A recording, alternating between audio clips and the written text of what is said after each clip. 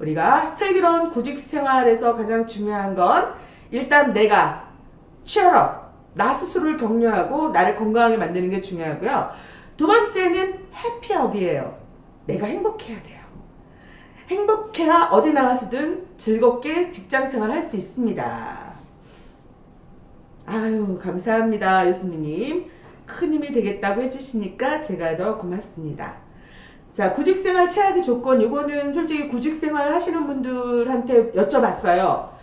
구직생활 중에서 제일 힘든 게 뭐였습니까? 라고 여쭤봤더니 40%가 인간관계래요. 동료들과 화합이 좀 잘 안 되는 경우들이 있다. 그리고 분노 조절 안 되는 사람 때문에 힘들고, 막 앞서가고 막 잘난 척하는 사람 때문에 힘들고, 또 그냥 자기 자꾸 뒤에 미루고 막 안 하려는 사람, 또 자기만 알고 상대를 배려할 줄 모르는 사람들, 이런 사람들과의 인간관계가 자기는 하면서 굉장히 힘들었습니다 라고 말을 하시더라고요. 근데 30%는 또 뭐라 그러셨냐면 나이 얘기를 하셨어요. 나이가 많아서요, 몸이 말을 듣지 않습니다, 이렇게 말씀을 하시더라고요. 사실은요, 오늘 제가 제 요사이 제 몸이 저도 꽤 나이가 있다 보니까 제 몸이 기상청 역할을 하고 있습니다. 오늘같이 이렇게 좀 구름이 좀 낮게, 아까는 오전엔 낮게 깔려 있었거든요. 이런 날에는요, 온몸이 일기예보랍니다. 오늘 안 좋다, 이렇게. 자, 그런데 그럼에도 불구하고 나이라는 것을 여러분 이제 어떻게 생각하셔야 되냐면, 나이는 숫자에 불과하다는 말이 있죠. 근데 그 숫자 계산을 잘 하셔야 돼요. 어떤 숫자 계산을 잘 하시냐면, 나이를 어떻게 하셔야 되냐면요, 계산할 때 이제는 그 액면 그대로의 숫자로 보시는 게 아니라 현재 나이에다 곱하기 0.8을 하시면 여러분 요사이에 통용되는 나이가 됩니다. 만약 여러분 나이가 60이라면 0.8 곱하면 48세가 되는 거예요. 70이시라면요, 곱하기 0.8 하면 56세. 아직 60도 안 된 나이세요. 그래서 이런 말이 있습니다. 늙어서 꿈이 없는 것이 아니라 꿈이 없어서 늙는데요. 내 몸이 좀 신체 조건이 안 쫓아가도 내가 가지고 있는 꿈을 가지고 또 선한 영향력을 사람들한테 끼치는 그런 일들은 사실 더 어렵고 힘든 자리들이거든요. 이런 자리 찾아갈 수 있으면 나보다 더 힘든 사람들 많으니까. 그러면 나이가 많고 적고가 문제가 되진 않을 것 같고, 20%는 자기 전공하고 맞지 않는 일을 해야 된다고 얘기하시더라고요. 그리고 애가 있는, 또 그 중에 한 몇 퍼센트는 우리 아이가 이제 어리다 보니까 정규직을 할 수 없는 비정규직인 게 힘듭니다 라고 말씀을 하시고요. 10%는 그냥 나 안 해도 되는데 하는 뭐 이런 상황적인 부분들, 또는 뭐 집안에서 뭐 애가 며느리나 뭐 따님이 출산해서 뭐 이걸 계속 내 구직생활을 해야 될지 아니면 얘네들을 도와줘야 될지 어떤 상황들이 대체적으로 있는데, 그 중에 제일 많은 게 지금 보시면 어느 거죠? 40%가 인간관계예요. 그래서 우리가 행복한 인간관계 비법을 한번 이소무화해서 보려고 해요. 여기 그림에 보시면요, 여우와 두루미가 있어요. 여우와 두루미가 너무너무 진하게 사랑을 했습니다. 여우가 두루미를 만나려고 생각하고 막 너무너무, 그래 둘이서 모든 동물들의 반대를 물리치고 우리는 살아야 돼, 살기 시작했는데요. 여우가 내가 오늘은 밥을 해줄게. 어디에다 해줬죠? 보시는 것처럼 접시에다 해준 거예요. 근데 두루미는 먹을 수가 없죠, 부리로. 그 다음 날은 또 두루미가 어떻게 했냐면, 내가 이제 저녁을 해줄게 했는데 긴 병에다 해주니까 여우가 먹을 수가 없네요. 그러다 보니 이 둘의 사이가 어떻게 됐을까요? 깨졌죠. 그래서 중요한 거, 행복한 인간관계 비법은요, 상대방이 원하는 걸 해줘야지 내가 원하는 걸 해주면 안 되는 거예요. 상대방이 원하는 것이 무엇인가, 내가 원하는 걸 해주지 마시고 상대방이 원하는 걸 해주는 것이 행복한 관계 비법인데요. 그 중에 첫 번째, 그럼 상대방이 무엇을 원할까? 인간은요, 위대해지고자 하는 그런 마음이 있대요. 심리 속에.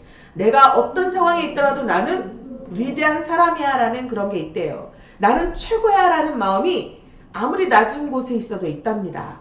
그 중요한 거는 뭐냐면 내가 대접받고 싶은 대로 상대를 대접하시는 거예요. 나는 어떤 때 내가 대접받고 싶은가 생각해보면 저는 그렇게 생각해야 됩니다. 인정받을 때인 것 같아요. 가장 중요한 게 인정받을 때. 그쵸? 인정받을 때 나는 너무너무 행복한데 그 인정을 받는다는 것이 어떤 것으로 나한테 인정인지 아닌지를 알려주냐면요. 이 칭찬이에요. 참 잘하고 있어 라고 하는 이 칭찬. 자, 그래서 내가 대접받고 싶은 대로 상대를 대접하고 하려면 인정해줘라. 근데 칭찬을 잘해야 돼요. 칭찬을 제대로 안 하시면요 오히려 역효과가 날 수도 있어요. 그러면 칭찬을 아니함만 못합니다. 그래서 어떤 식으로 칭찬을 해야 되는지 우리 아이들한테서 한번 배워보도록 하겠습니다. 동영상 하나 보실게요. 야, 선생님이 편들어주니까 좋냐? 훔친 네거 들어보니까 더 잘 불리냐? 어딜 꼬라봐. 야, 야, 왜? 또 때리려고? 때려봐.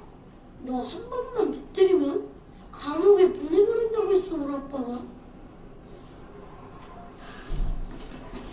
어딜 가? 하긴 감옥 가면 니네 아빠도 만나고 좋겠다? 돼지 새끼야! 네가 뭔데?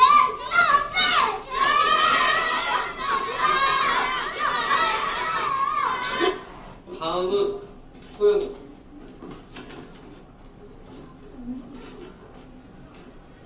이번엔 우리 소영이가 어떤 점이 착한지 한번 말해볼까?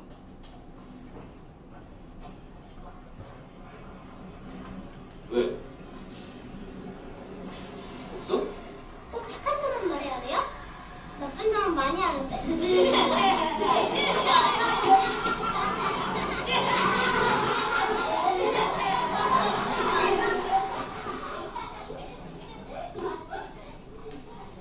진이는요, 매일 쉬는 시간마다 칠판 지우개 털어놔요. 지혜는 애들 머리 잘 묶어주고, 종호는 그저께 하영이 신발주머니 찾아줬어요. 주은이는 연필, 지우개, 스케치북 이런 것도 잘 빌려주고, 지민이는 자기 모르는 거 있으면 잘 가르쳐줘요. 그리고 민이는 동생이 2학년인데 좀 아파요. 그래서 매일 업고 학교에 왔다가 점심시간에 집에 데려다줘요. 주영이는 학교 끝나고 시장에서 엄마 일 잘 도와줘요. 할머니한테 갈 때마다 봤어요. 그리고 태권이는 체육 시간에 뜸틀이나 분 같은 거 제일 먼저 옮겨다녀요.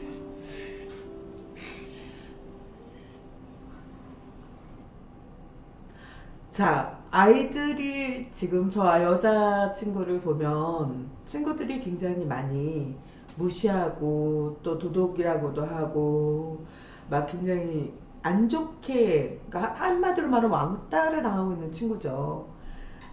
정말 칭찬할 게 하나도 없다고 아이들이 말하는데 이 친구는 친구들을 관찰을 하기 시작한 거죠. 자, 관심, 우리가 칭찬하세요 하면 사람들이 뭐부터 생각하느냐면요. 아, 내가 관심을 갖고 저 사람 뭘 잘하는지 한번 지켜봐야겠다라고 생각을 해요. 그러면 그때부터 관심을 갖게 되면 감정이라는 것이 개입이 됩니다. 저 사람이 내 마음에 안 맞는 사람이면 내 감정이 일단 삐뚤어져 있기 때문에 그 사람을 바라볼 때 좋은 시각으로 안 보니까 뭐든 좋게 보여지지가 않아요. 그런데 칭찬이라는 것은요, 나한테 아무리 힘들게 한 사람일지라도 그 사람한테서 좋은 것을 발견해내기 위해서 관찰을 하기 시작하는 겁니다. 그래서 칭찬, 인정받기 위해서 해야 되는 우리가 칭찬을 할 때는 관심이 아닌 관찰을 먼저 하시라는 거예요. 관찰하면 가장 먼저 생각나는 게 바로 강낭콩 일기. 아이들 어렸을 때 이런 거 많이 하잖아요. 이 강낭콩 일기를 쓸 때는 정말 객관적인 시각으로만 쓰게 되죠. 그쵸? 그래서 객관적인 시각으로 관찰을 하다 보면 어느 사이에 이 관찰한 강낭콩이 잎이 나고 싹이 나고 잎이 나고 꽃이 피고 강낭콩이 연글고 막 이러는 것들에 애정을 갖고 지켜보게 됩니다. 그래서 관심을 갖고 내 감정이 개입된 상태로 아유 저 인간 뭐 그렇지 뭐 이렇게 볼 것이 아니라 강낭콩 일지를 보듯이 적듯이 그 사람을 그냥 이렇게 보는 거예요. 바라만 보세요. 관찰을 하다 보면 그 사람이 잘하는 것들이 눈에 띄고요. 그러면 그것들을 어떻게 하냐면 잘 그 사람한테 표현을 해주면 됩니다. 황영철님께서 굉장히 예, 굿굿 행동 예, 굉장히 길게 써주셨어요. 너무너무 감사합니다. 자, 그래서 인정을 해주시는데 가장 중요한 건 관심이 아니라 관찰을 하자. 아무리 나쁜 사람이라도요, 그 사람에게 나쁜 점만 있는 건 절대로 아니거든요. 좋은 점도 분명히 있습니다. 그럴 때 다른 분들이 칭찬하는 방법으로 뭐라 그러냐면 재능보다 노력을 칭찬해야 사람들이 자신을 합리화시키지 않는다고 합니다. 그러니까 우리 왜 시험 볼 때 보면 막 너는 굉장히 똑똑하잖아, 머리도 좋잖아 이런 아이들 보면 얘네들은 어떠냐면은 점수가 나빠지면요 난 어저께는 공부 하나도 안 했어 막 이런 식으로. 그래서 요 정도뿐이 안 돼. 노력 안 했다는 것을 공공연하게 얘기를 하죠. 합리화를 시킵니다. 그런데 정말 못했던 아이한테 그건 너무 잘하셨어, 참 잘했어 이렇게 노력을 칭찬해 주시면 그 노력 내가 칭찬받은 것 때문에 그 좋은 긍정적인 것들을 계속 발전시켜 나갈 수 있어요. 그래서 재능보다는 노력을 얼만큼 했느냐에 칭찬을 해주시고요. 이름을 불러서 칭찬해 주세요. 저도요 이렇게 사람인지라 어떠냐면은 저보다 막 제가 싫어하는 사람이 막 실적을 올리잖아요. 그러면 딱 이렇게 말을 합니다. 그래 참 잘했네. 괜찮아. 잘했구만. 이렇게만 얘기하지 누구누구씨 잘했습니다 라고 얘기하지 않아요. 그냥 그 사람 실적만 인정해 주는 거지 너는 인정 안 하고 싶은 거죠. 그래서 중요한 거는 누구 칭찬하실 땐 이왕이면 누구누구씨 그리고 참 그건 너무너무 열심히 잘하시는 것 같습니다. 이렇게 노력을 칭찬해 주시고요. 또 의도하지 않은 일도 칭찬해 주시면 좋죠. 뭐 다른 길거리 지나가다가 뭐 위험한 사람을 뭐 어떻게 넘어지려고 하는 사람을 뭐 딱 잡았어요. 자 그러면 어떡하죠? 그럴 때 또 그 사람은 뭐 내가 순간적으로 한 일이지만 의도하진 않은 일이죠. 이런 일조차도 칭찬을 해주시는 것이 중요합니다. 관찰하시다 보면 그 의도하지 않은 일도 칭찬할 거리가 생기게 되는 거고요. 또 제일 중요한 거 한국인한테만 있는 거래요. 소중한 관계를 함께 칭찬해 주셔야 돼요. 아까 그 여자아이가 뭐라 그랬냐면 다른 거에서는 그냥 무시하고 넘어가려고 그랬는데 그래 감옥에 가면 네 아버지 만나서 좋겠다라는 말에 얘가 그 남자의 머리채를 잡죠. 한국인한테는요 딱 한 가지 제일 중요한 게 내가 힘든 거 내가 아픈 건 상관없는데 내가 소중하게 생각하는 사람들을 욕하거나 그러면요 그냥 그 자리에서 힘들어져요. 왜냐하면 우리는 우리라는 그 단어의 하나에 가족도 마찬가지고 가정도 그렇고요. 제일 중요해요. 우리라는 거. 그래서 예전에는 제가 어렸을 때 제가 지금 그때도 등치가 좀 있었거든요. 그러니까 저희 동생들이 어디 나가서 얻어 터지고 오면요. 제가 그냥 바로 쫓아나갑니다. 그래가지고 그냥 가서 다 혼내놓고 오죠.